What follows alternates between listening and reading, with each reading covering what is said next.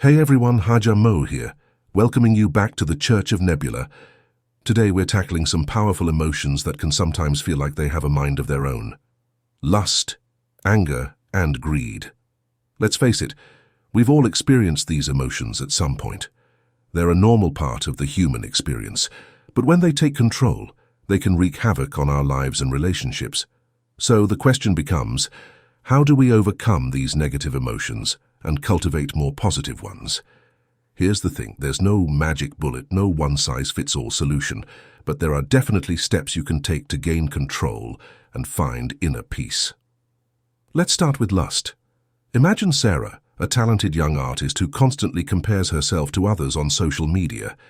She sees these seemingly perfect lives and perfect relationships, and it fuels a yearning for something more, a fancy car, a luxurious vacation, or maybe even a relationship that looks like the ones in her filtered feed. This constant yearning, this lust for things she doesn't necessarily need, starts to cloud her judgment and distract her from her own creative path. Here's where mindfulness comes in. Sarah could start by taking a step back from the constant social media barrage. Instead of passively consuming content that fuels her desires, she could set boundaries and dedicate that time to nurturing her own creativity. Maybe she takes a pottery class, reconnects with old friends, or simply spends time journaling and reflecting on what truly brings her joy. By practicing mindfulness and focusing on gratitude for what she already has, Sarah can weaken the hold that lust has on her. Now anger. We've all been there, stuck in traffic, dealing with a rude coworker, or maybe even having a disagreement with a loved one. Anger, in small doses, can be a motivator for change. But unchecked anger can turn destructive, damaging relationships, and leading to impulsive decisions we later regret. Take Daniel, for example. He has a demanding job as a software engineer, and the pressure often boils over. Every minor setback feels like a personal attack, and he explodes at his colleagues, creating a tense and unproductive work environment. This constant anger not only pushes people away, but also eats away at Daniel's own well-being. To overcome his anger, Daniel could try some relaxation techniques, deep breathing exercises, meditation, or even a simple 5-minute walk outside can help him calm down and approach situations with a clearer head.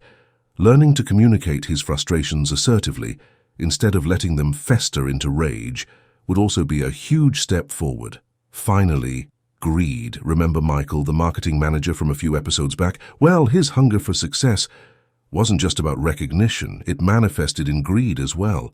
He was never satisfied, always chasing the next big thing, the next promotion, the next sale, even if it meant cutting corners or taking advantage of others. This insatiable greed ultimately led to his downfall, as his colleagues grew tired of his manipulative tactics. To combat greed, Michael could practice a little detachment. Instead of focusing solely on acquiring more and more, he could try to appreciate the things he already has: a loving family, good friends, a stable job.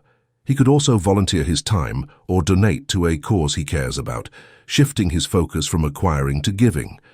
Remember, overcoming negative emotions is a journey, not a destination. There will be setbacks, moments when lust, anger, or greed threaten to take hold. But by incorporating these steps, mindfulness, relaxation techniques, and a shift in focus, you'll be well on your way to becoming the master of your emotions, not their slave. And hey, even if you stumble sometimes, that's okay. The important thing is to keep practicing, keep learning, and keep striving for a more positive and peaceful inner world. That's all for today, folks. I hope these strategies equip you to tackle those pesky negative emotions.